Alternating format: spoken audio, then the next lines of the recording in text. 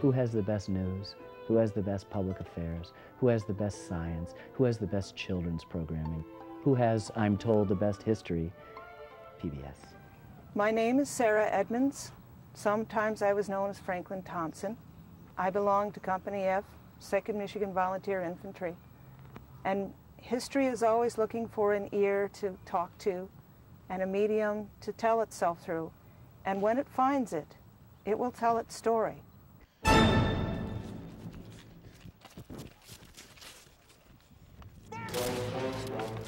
If you ever watch the end of a rifle, you will see a sheet of flame at least this long, if not longer, come out of every single barrel. The tone was set that this was not going to be just a couple days of fighting and then everybody going home happy.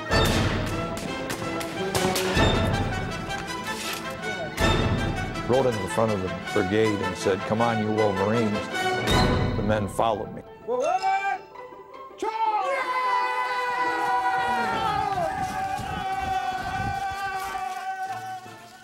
Elmwood Cemetery is one of the largest places where Civil War veterans were buried during and following the Civil War in the state of Michigan.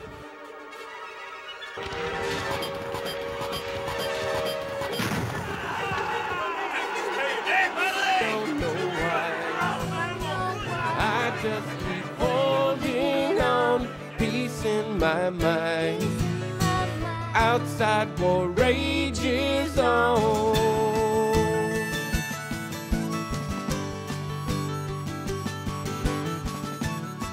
Both sides realize that what you're fighting for is not territory.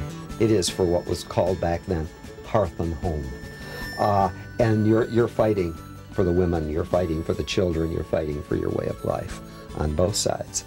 And so the tremendous contribution, I mentioned lumber.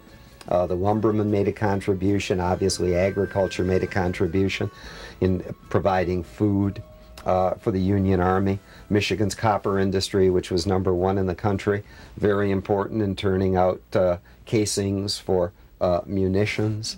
There is no level, really, in which Michigan did not make a significant contribution.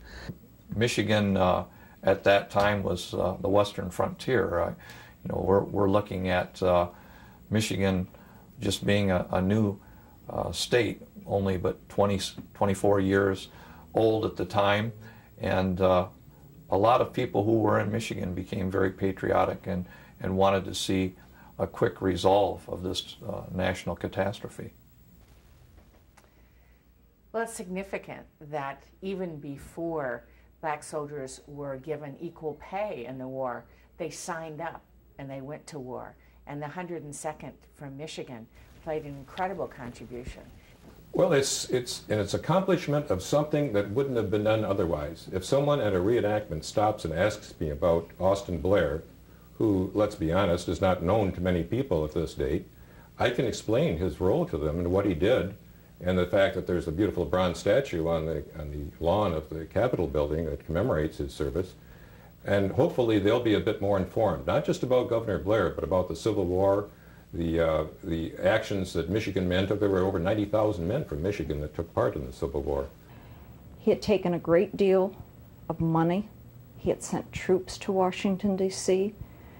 President Lincoln wrote a note back saying, "Thank God for Michigan, because Governor Austin Blair had sent the first troops to defend the city of Washington, D.C., and it seemed like that just wasn't enough. He, meaning the president, sent another letter requesting that we send more troops, and the governor felt he just couldn't do it. That Michigan had given its all. Won't be in vain. And maybe someday the sacrifice will give a vision to those left behind. And I don't know why. I just keep holding on, peace in my mind. Outside war rages on.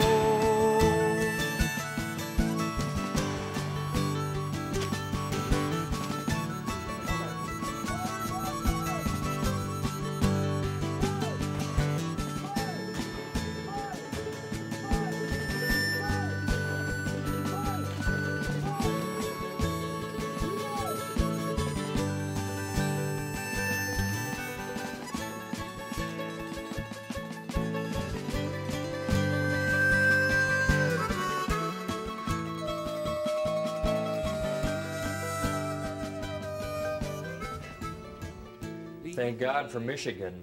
Yes, I recall saying that when the boys from the 1st Michigan came in.